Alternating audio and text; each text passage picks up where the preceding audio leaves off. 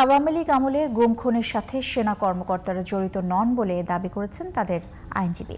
সেনা কর্মকর্তাদের বিরুদ্ধে তদন্ত উদ্দেশ্যমূলক ও পক্ষপাতদুষ্ট বলেও মনে করেন তিনি। রোববার গুমের পর টিএফআই সেলে নির্যাতনের মামলার অভিযোগ গঠনের শুনানিতে এমন দাবি করেন আইনজীবী তবারক হোসেন। ২১ আগস্ট এই মামলার অভিযোগ গঠনের আদেশ দেবে ট্রাইব্যুনাল। গুমের আরেক মামলায় সাবেক প্রধানমন্ত্রী শেখ হাসিনা, তার নিরাপত্তা উপদেষ্টা তারিক আহমেদ সিদ্দিকী ও সেনা কর্মকর্তা সহ ১৩ জনের বিরুদ্ধে অভিযোগ গঠনের আদেশ দেওয়া হবে ১৮ ডিসেম্বর। সাইদুল ইসলামের রিপোর্ট।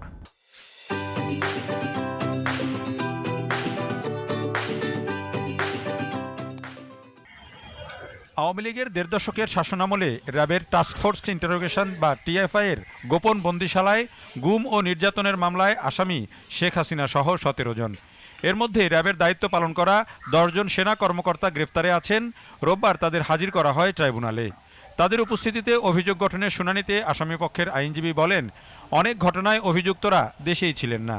আবার দায়িত্ব পালন করা পুলিশ সদস্যদের বাদ দিয়ে শুধু সেনা কর্মকর্তাদের আসামি করায় তদন্তের স্বচ্ছতা নিয়েও প্রশ্ন তোলেন তিনি। এরা বিভিন্ন সময় ছুটিতে গিয়েছে অথবা cross country, that means ex Bangladesh লিভে গিয়েছে, বিদেশে ট্রেনিংয়ে গিয়েছে। সেই সময় বিভিন্ন পুলিশ অফিসাররা যারা ডিআইজি র্যাঙ্কের তারা সেখানে দায়িত্বে ছিল, কিন্তু তাদের নামটা চার্জশিটে নাই। তাহলে আমার কাছে কি এটা মনে হতে পারে না, সন্দেহের উদ্বেগ হতে পারে না যে শুধু সেনাবাহিনীর অফিসারদেরকে অভিযুক্ত করার জন্য ইনভেস্টিগেশন অফিসার ওয়্যার অ্যাসাইন? সেনা কর্মকর্তারা কোনোভাবে গুমের সাথে জড়িত নন বলে জোরালোভাবে দাবি করেন এই আইনজীবী। বাংলাদেশ সেনাবাহিনীর অফিসাররা গুমের মধ্যেই সম্পৃক্ত। প্রসিকিউশন হ্যাজ টু প্রুভ যে তারা সম্পৃক্ত ছিল। আমার মনে হয়েছে শুধু বাংলাদেশ সেনাবাহিনীর অফিসারদেরকে হ্যান্ডপিক করা হয়েছে। আমি মাননীয় আদালতের নলেজে সেটা এনেছি যে ইনভেস্টিগেশন অফিসার বা ইনভেস্টিগেশন যে এজেন্সি তারা এখানে বায়াস ছিল।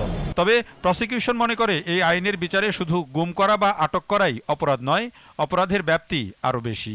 এই আইনে আমরা 5টি অপরাধের অভিযোগ এনেছি। একটা হলো অ্যাবডাকশন মানে অপহরণ, আরেকটি হলো কনফাইনমেন্ট মানে আটক করে রাখা বেআইনিভাবে, 3 নম্বর হলো টর্চার নির্যাতন করা, আরেকটি হলো এনফোর্স ডিসঅ্যাপিয়ারেন্স মানে গুম করে রাখা। এর যে কোনো একটি অপরাধের সাথে সংশ্লিষ্ট থাকলেই এই আইনের অধীনে তিনি অপরাধ করেছেন মর্মে গণ্য হবে।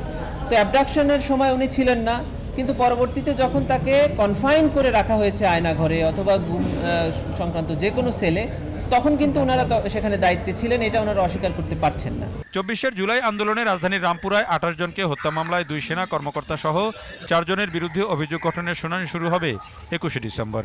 এছাড়া ট্রাইব্যুনাল 2-এ সাভারের আশুলিয়ায় 6 মরদেহ পোড়ানো সহ 7 জনকে হত্যা মামলায় সাবেক এমপি সাইফুল ইসলাম সহ 16 জনের বিরুদ্ধে সাক্ষ্য দিয়েছেন মামলার তদন্ত কর্মকর্তা। Saidul Islam, GTV news, Dhaka.